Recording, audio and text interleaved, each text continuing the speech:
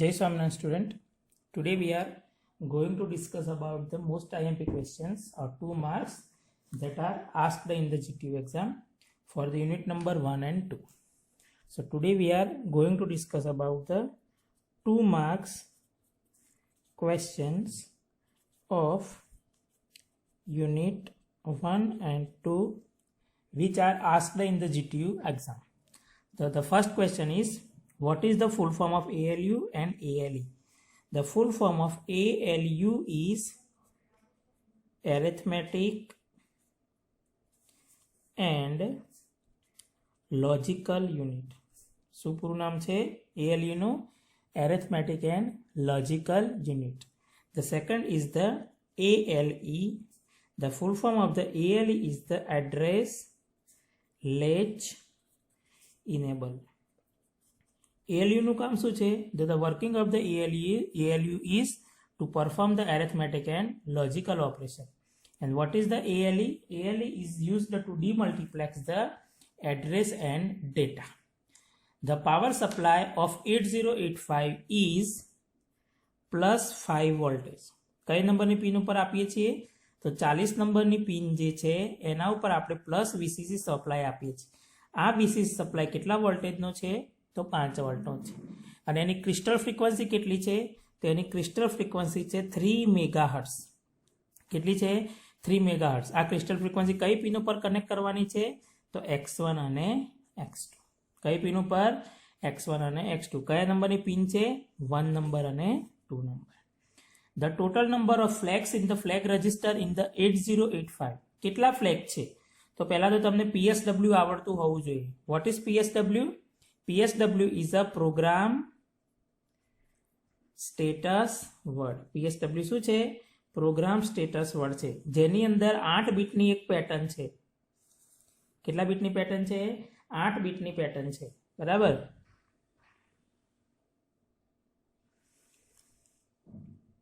આવી રીતે 8 બીટની પેટર્ન આપણે જોઈ છે.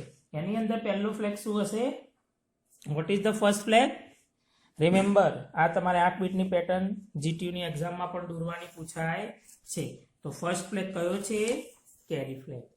અહીંથી સ્ટાર્ટ કરવાનું રાઈટ હેન્ડ સાઈડથી. તો what is the first flag? It's a carry flag. પછી ડેશ, પછી પી એટલે પેરિટી ફ્લેગ, પી એટલે પેરિટી ફ્લેગ, પછી ડેશ, પછી છે ઓક્ઝિલરી કેરી. શું છે? Auxiliary carry. પછી છે ડેશ, પછી 0 ફ્લેગ અને પછી સાઇન ફ્લેગ. તો ટોટલ કેટલા ફ્લેગ થયા? પેટર્ન ભલે 8 બીટની છે પણ ફ્લેગ કેટલા છે? તો 1, 2, 3, 4 and 5. So our answer is 5. So the total number of flags in the flag register is a 5. Okay. એના પછી છે એડ્રેસ બસ કેવી હોય? For number, address bus are dash directional and data bus are dash directional. તો એમાં બે પ્રકારનો છે. એડ્રેસ બસ છે, એડ્રેસ બસનું ડાયરેક્શન તમે એનો જે લોજિકલ ડાયાગ્રામ છે એની અંદર જોશો તો it is the diagram. Address bus goes from microprocessor to peripheral device. ક્યાં જાય છે? microprocessor to peripheral device or memory. જ્યારે ડેટા બસ છે એ ડેટા બસ કેવી છે? તો it is microprocessor to peripheral and peripheral to microprocessor. Means બે ડાયરેક્શનમાં જાય, બંને ડાયરેક્શનમાં હોય છે. આવી રીતે એરો બતાવેલો હશે, જ્યારે આની અંદર એક જ એરો બતાવેલો હોય છે. એનો મતલબ એવું થાય કે એડ્રેસ બસ કેવી છે? યુનિડાયરેક્શનલ છે. યુનિ મીન્સ એક જ ડાયરેક્શનમાં જાય. એડ્રેસ બસ કેવી છે? યુનિડાયરેક્શનલ છે. જ્યારે ડેટા બસ છે એ બાય ડાયરેક્શનલ છે, એ બે ડાયરેક્શનમાં જાય છે. બરાબર. તો આ તમારે યાદ રાખવાનું છે. List the 16 bit register of the 8085 microprocessor. તો મેઇન બે રજિસ્ટર છે જે 16 બીટના છે. એક છે પ્રોગ્રામ કાઉન્ટર અને બીજું છે સ્ટેક પોઇન્ટર. કયું છે? પ્રોગ્રામ કાઉન્ટર અને બીજું છે સ્ટેક પોઇન્ટર. આ બંને રજિસ્ટર છે એ 16 બીટના છે. બરાબર. 6 number question is, vote is the function of ALE signal in the 8085 microprocessor? તો અહીંયા તમારે લખવાનું છે the function of 80 function of ALE એટલે શું થાય? Address latch enable. ALE is used to demultiplex address and data. Data bus છે, આપણને ખબર છે કયું છે? AD0 to AD7. આ જે 8 પિનો છે એની ઉપર એડ્રેસ અને ડેટા બંને હોય છે. તો જ્યારે એડ્રેસની જરૂર પડે ત્યારે એડ્રેસનું કામ થવું જોઈએ, ડેટાની જરૂર પડે ત્યારે ડેટાનું કામ થવું જોઈએ. તો એ બંનેને છૂટા પાડવાનું કામ ALE સિગ્નલ દ્વારા કરવામાં આવે છે. કોના દ્વારા કરવામાં આવે છે? ALE સિગ્નલ દ્વારા કરવામાં આવે છે. એના પછી છે ઇન્સ્ટ્રક્શન રજિસ્ટર અને decoder. What is the function of instruction register? Instruction રજિસ્ટરનું કામ શું છે અને ડીકોડર સેક્શનનું કામ શું છે? તો during the opcode fetch cycle, the 8-bit opcode of an instruction is transferred to the instruction register.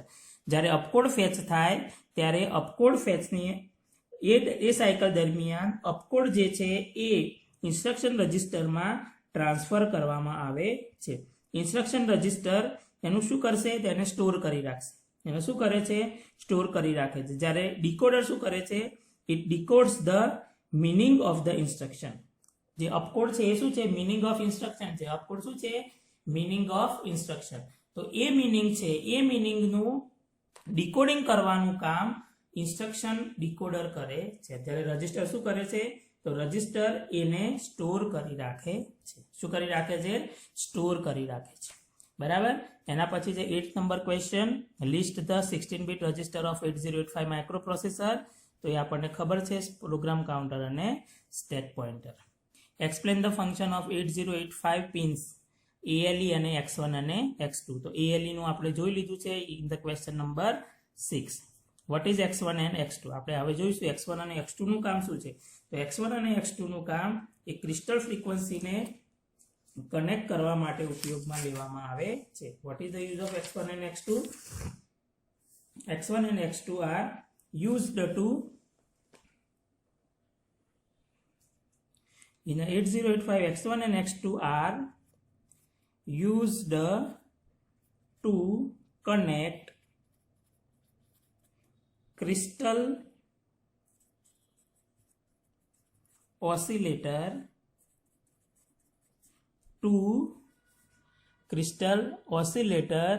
to generate clock frequency. શેના માટે ઉપયોગ થાય છે? તો ક્લોક ફ્રીક્વન્સીને જનરેટ કરવા માટે એનો ઉપયોગ કરવામાં આવે છે. બરાબર. આ ક્લોકની કેમ જરૂર છે? Because it is required to work in a synchronization. સિંક્રોનાઇઝેશનમાં કામ થવા માટે આ ક્લોક ફ્રીક્વન્સી જનરેટ થવી જરૂરી છે.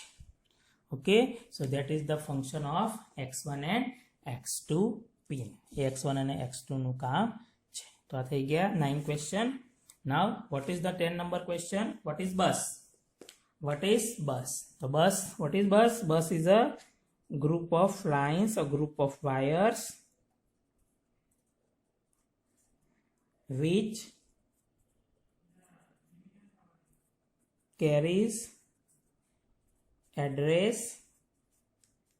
And data. એ શું છે? એક ગ્રુપ છે જે એડ્રેસ અને ડેટાને કેરી કરે છે. કેટલા પ્રકારની બસો છે? 3 buses are there. 3 buses are there. Which are they? One, address bus, which is used to carry the address. Address bus એના માટે ઉપયોગ થાય છે? તો એડ્રેસને કેરી કરવા માટે. બીજો નંબર છે ડેટા બસ. એનો ઉપયોગ શું છે? તો data bus is used to carry the data. And third number is the control bus, જે જુદા જુદા પ્રકારના કંટ્રોલ સિગ્નલ જનરેટ થાય એને કેરી કરે છે. Now what is the size of address bus and data bus in the 8085 microprocessor? તો size of address bus is of 16 bit. કેટલા બીટની છે? 16 બીટ. કયું કયું? તો A0 થી A15, જે આપણને ખ્યાલ છે. જ્યારે size of data bus ease of 8 bit. કેટલા બીટની છે? 8 બીટની છે. તો D0 to D7. D0 to D7. હવે જુઓ, how many address lines required to connect 2 KB of 8 memory for 8085. 8085 ની 2 KB મેમરી છે. કેટલી મેમરી છે? 2 KB. તો તમારે પહેલા 2 KB ને બાઇટમાં કન્વર્ટ કરવા પડશે. 1 KB એટલે what is 1 KB? It is equal to 1024. કેટલી છે? 1024. અહીંયા આપણે કેટલી જોઈએ છે? 2 KB. તો 2 KB માટે શું કરીશું? તો 2 × 1024. બરાબર. હવે આને તમારે 2n માં લઈ જવાનું. તો આ 2 અને આ છે 210. બંનેને ભેગા કરી દો તો 2:1 × 2:10. સો ટોટલ 2:1 + 10 ઇઝ ઇક્વલ ટુ 2:11. હવે બે ઉપર જેટલી ઘાત છે એટલી એડ્રેસ લાઇન જોઈએ. બે ઉપર જેટલી ઘાત છે એટલી એડ્રેસ લાઇન જોઈએ. તો કેટલી એડ્રેસ લાઇન જોઈએ? It requires 11 address line. કેટલી એડ્રેસ લાઇન જોઈએ? 11 એડ્રેસ લાઇન. બરાબર. એના પછી છે list name of different register pair available in 8085 microprocessor.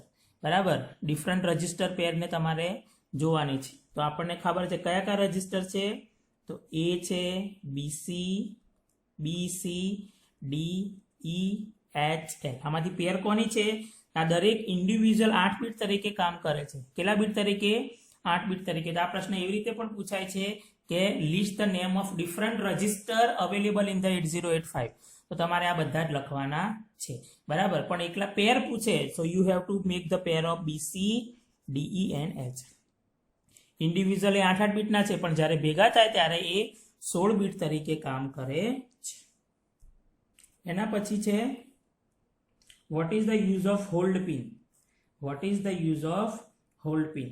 The hold pin is used to send HOLD pin is used to send request signal for granting is used to send request signal for granting bus granting the control of bus in the microprocessor. માઇક્રોપ્રોસેસરની જે address અને data bus છે એનું control DMA કંટ્રોલરને આપવા માટે hold પિનનો ઉપયોગ કરવામાં આવે છે. Vote is the DMA? DMA નું ફૂલ ફોર્મ છે ડાયરેક્ટ મેમરી એક્સેસ. શું ફૂલ ફોર્મ છે? Direct memory access. તો એ ડાયરેક્ટ મેમરી એક્સેસનું કામ કરવા માટે આ હોલ્ડ પિનનો ઉપયોગ કરવામાં આવે છે. એની જોડે બીજી પિન કઈ છે? HLDA. આનું મતલબ શું થાય? It is the hold acknowledgement. શું છે?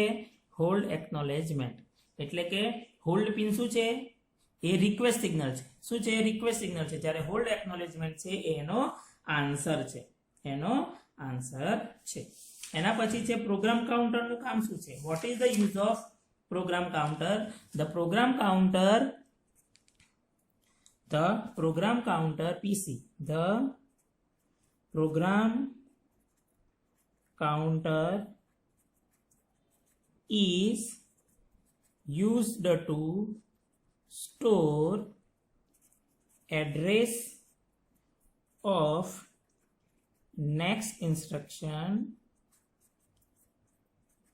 is to be executed. જ્યારે કોઈ પ્રોગ્રામ રન થાય છે ત્યારે નેક્સ્ટ ઇન્સ્ટ્રક્શનનું એડ્રેસ સ્ટોર કરવા માટે પ્રોગ્રામ કાઉન્ટરનો ઉપયોગ કરવામાં આવે છે. શેનો ઉપયોગ કરવામાં આવે છે? પ્રોગ્રામ કાઉન્ટરનો ઉપયોગ કરવામાં આવે છે. પ્રોગ્રામ કાઉન્ટર કેટલા બીટનું છે? 16 બીટનું છે. કેટલા બીટનું છે? 16 બીટનું છે. તો પ્રોગ્રામ કાઉન્ટરનું કામ શું છે? જ્યારે ધારો કે 10 લાઇનનો પ્રોગ્રામ છે, કેટલી લાઇનનો પ્રોગ્રામ છે? 10 લાઇન પ્રોગ્રામ છે. તો જ્યારે સેકન્ડ નંબરની ઇન્સ્ટ્રક્શન એક્ઝિક્યુટ થતી હશે ત્યારે થર્ડ નંબરની ઇન્સ્ટ્રક્શનનું એડ્રેસ પ્રોગ્રામ કાઉન્ટરની અંદર સ્ટોર કરવામાં આવે છે. બીજો 16 બીટનું રજિસ્ટર કયું છે? Stack pointer. સ્ટેક પોઇન્ટરનો ઉપયોગ શું છે? તો સ્ટેક પોઇન્ટરનો ઉપયોગ ટેમ્પરરી ડેટા સ્ટોરેજ કરવા માટે થાય છે, જે last in first out RAM છે. એ શું છે? Last in first out RAM છે. એટલે કે છેલ્લે જે ઇન્સ્ટ્રક્શન એડ થઈ હશે એ પહેલા બહાર નીકળશે. Okay, so this is the question. Now give the full form of the ALU and ALE, જે આપણે ક્વેશ્ચન નંબર 1 માં ભણી ગયા છીએ. બરાબર. તો ઇટ ઇઝ એનું ALU નું કામ શું છે? ALU એટલે arithmetic and logical unit. ALU એટલે arithmetic and logical unit. It is used to perform arithmetic and logical operation. શેના માટે ઉપયોગ થાય છે? તો arithmetic અને લોજિકલ ઓપરેશનને એક્ઝિક્યુટ કરવા માટે થાય છે. ALE એટલે address latch enable. Address latch enable. It is used to demultiplex address and data. શેના માટે ઉપયોગ થાય છે? તો demultiplex address and data. The 17 number question is why data bus is directional? Why data bus is the directional? Because it always transfer the data from microprocessor to peripheral or the memory location and from peripheral to microprocessor. Because data is transferred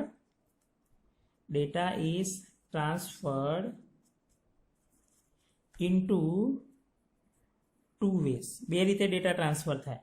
one, microprocessor to peripheral. Peripheral એટલે આજુબાજુ જે device connected છે એ. બરાબર. Peripheral device or memory. અને બીજું peripheral or memory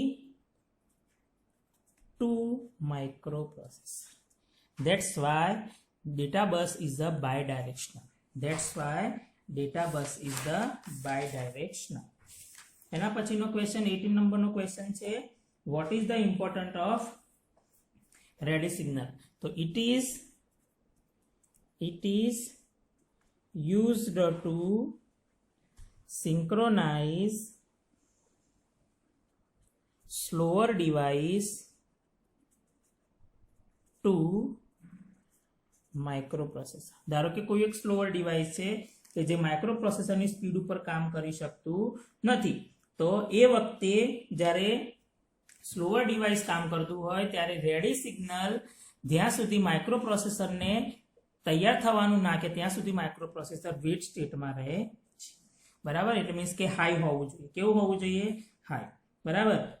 જ્યારે એ high થાય ત્યારે જ ડેટા ટ્રાન્સફર થશે. અધરવાઇઝ ડેટા ટ્રાન્સફર થતો નથી. Okay. Vote is the explain the function of SID and SOD. તો પહેલા આપણે SID અને SOD ના ફૂલ ફોર્મ જોઈશું કે SID શું છે અને SOD શું છે. SID means serial input data. SID means serial input data. SOD means serial output data. શું છે? SID એટલે સિરિયલ ઇનપુટ ડેટા અને SOD એટલે સિરિયલ આઉટપુટ ડેટા. એનું કામ શું છે? તો SID is used to read the bits serially. બરાબર. આનું કામ શું છે? તો read bits serially. બરાબર. અને આનું કામ શું છે? તો SOD is used to send data serially. It is used to send data serially. Means આ ઇનપુટ માટે ઉપયોગ થાય છે અને આ આઉટપુટ માટે ઉપયોગમાં લેવામાં આવે છે. Next, how many byte instruction is of IN. હવે ચેપ્ટર નંબર 2 ના ક્વેશ્ચન ચાલુ થઈ ગયા કે how many byte instruction of IN FEH. Input port FEH. So it is the 1 byte instruction. 1 byte instruction means આને સ્ટોર કરવા માટે એક જ બાઇટની જરૂર પડે છે. નેક્સ્ટ છે MVI A67H. તો આમાં શું છે, તો MVI એને 1 બાઇટની જરૂર પડશે અને 67H ને સ્ટોર થવા માટે બીજા બાઇટની જરૂર પડશે. તો ટોટલ કેટલા બાઇટની ઇન્સ્ટ્રક્શન થઈ ગયા? 2 બાઇટની ઇન્સ્ટ્રક્શન થઈ ગઈ છે. હવે શું છે, what is opcode? What is opcode? So in the instruction it is the, suppose કોઈ એક ઇન્સ્ટ્રક્શન છે તો એના 2 ભાગ છે, opcode અને ઓપરેન્ડ. કોઈ પણ ઇન્સ્ટ્રક્શનના કેટલા ભાગ હોય? 2 ભાગ હોય, opcode અને ઓપરેન્ડ. જ્યારે opcode અને ઓપરેન્ડ સેમ બાઇટમાં હોય તેને કહેવાય 1 બાઇટ ઇન્સ્ટ્રક્શન. જ્યારે opcode અને ઓપરેન્ડ અલગ અલગ બાઇટમાં હોય તો ધેટ ઇઝ opcode ને સ્ટોર કરવા માટે 1 બાઇટ ઉપયોગ થાય, ઓપરેન્ડને સ્ટોર કરવા માટે બીજો બાઇટ ઉપયોગ થાય, તો એને 2 બાઇટની ઇન્સ્ટ્રક્શન કહેવાય. અને opcode સ્ટોર કરવા માટે 1 બાઇટ અને ઓપરેન્ડને સ્ટોર કરવા માટે બીજા 2 બાઇટની જરૂર પડે તો એને 3 બાઇટ ઇન્સ્ટ્રક્શન કહેવામાં આવે છે. What is opcode? Opcode specifies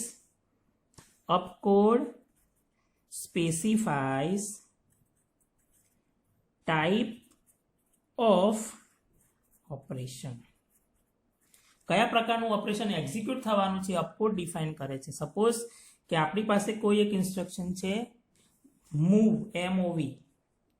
કઈ ઇન્સ્ટ્રક્શન છે? move A, B. તો in this the move is known as a opcode. આ move શું છે? opcode છે. અને A અને B શું છે? ઓપરેન્ડ. તો opcode શું કરે? move કરવાનું કહે છે. શું કરવાનું કહે છે? move. So opcode specifies the type of operation and operand specifies the data transferred from one register to another register, or the directly data is transferred to the register, or the data is transferred from memory location to register or register to memory location. Okay, so this is the opcode. Opcode specifies the type of operation. Okay, define the t-state and machine cycle. Define t-states and machine cycle. એના માટે આપણે define કરીશું કે T state શું છે. તો T state is a 1 clock pulse is called a T state. 1 clock pulse, અહીંયા શું આવશે? 1 clock pulse is known as T state. 1 clock pulse is known as a T state. Okay, what is machine cycle? So it is defined as the time required to perform a memory or input output operation. It is, આ થઈ ગઈ T સ્ટેટની definition. હવે છે machine cycle. તો machine cycle it is defined as time required to complete or perform memory or input output operation. Memory or input output operation. બરાબર. Input output operation perform કરવા માટે જેટલો સમય જોઈએ એને આપણે મશીન સાયકલ કહીએ છીએ. મશીન સાયકલ કેટલી હોય? તો 3 થી 6 ટી સ્ટેટની બનેલી હોય છે. It is depending upon the instruction. કેટલા સ્ટેટની બનેલી હોય છે? 3 થી 6. because it is depends upon the type of instruction. કેવા પ્રકારની ઇન્સ્ટ્રક્શન આપણે ઉપયોગ કરીએ છીએ. અને એક ત્રીજી ડેફિનેશન પણ પૂછાય છે કે instruction cycle. what is instruction cycle? So instruction cycle is used to, or it is the defined as the time required to execute an instruction. એક ઇન્સ્ટ્રક્શન ને એક્ઝિક્યુટ થવા માટે જેટલો સમય લાગે એને આપણે ઇન્સ્ટ્રક્શન સાયકલ કહીએ છીએ. હવે તમારે પૂછાય છે કે સિંગલ બાઇટ ઇન્સ્ટ્રક્શનનું એક્ઝામ્પલ આપો. તો આપણે 3 નું જોઈશું. સિંગલ, ડબલ ઓર 2 ઓર 3. ઓકે, તો સિંગલનું ઇન્સ્ટ્રક્શન છે MOV A, B. પછી IN32H. આ બંને કેવા છે? સિંગલ બાઇટ ઇન્સ્ટ્રક્શનના એક્ઝામ્પલ છે. 2 બાઇટનું છે MVI A32H. તો 1 બાઇટ આનો, 1 બાઇટ આનો, means total it requires 3 bytes. પછી છે ADI 29H. તો 1 બાઇટ આનું, 1 બાઇટ આનું. 3 બાઇટ આ 1 બાઇટ આ 2 બાઇટ અને હવે આવશે 3 બાઇટ. તો 3 બાઇટ માટે છે LDA 2050H, LXIH 3020H. તો first byte, second byte and third byte આમાં આવી રીતે હોય. પહેલા લોઅર એડ્રેસ જાય, પછી હાયર એડ્રેસ જાય. First byte, second byte and third byte. So it requires 3 bytes. Now define the microprocessor and machine cycle. Machine cycle આપણે 23 નંબરની ઇન્સ્ટ્રક્શનમાં જોઈ ગયા છે. આપણે હાલ હવે જોઈશું what is the microprocessor. So microprocessor is an integrated chip capable of executing instruction and making decision in addition to controlling the other components in a system. What is microprocessor? The microprocessor is integrated chip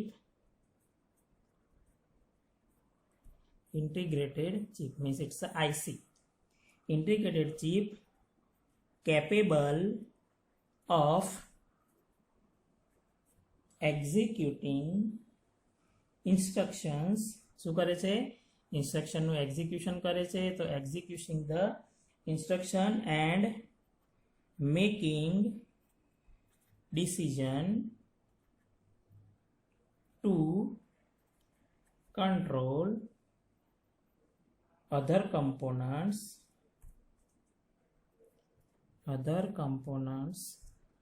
in a system. કોઈપણ સિસ્ટમની અંદર જેટલા પણ component લાગેલા છે એ કમ્પોનન્ટનું controlling કરવાનું કામ અને ડિસિઝન લેવાનું કામ માઇક્રોપ્રોસેસર દ્વારા કરવામાં આવે છે. કોના દ્વારા કરવામાં આવે છે? માઇક્રોપ્રોસેસર દ્વારા કરવામાં આવે છે. And the last question is list the steps which are used in the memory read operation. Memory read operation કરતી વખતે કયા કયા સ્ટેપ જનરેટ થાય છે? So in the memory read the following steps are generated. The first is microprocessor sends an address of memory location. પહેલું તો memory location હોવું જોઈએ. તો microprocessor sends memory location into MAR, memory address register. MAR એટલે શું થાય? memory address register. Second, at the same time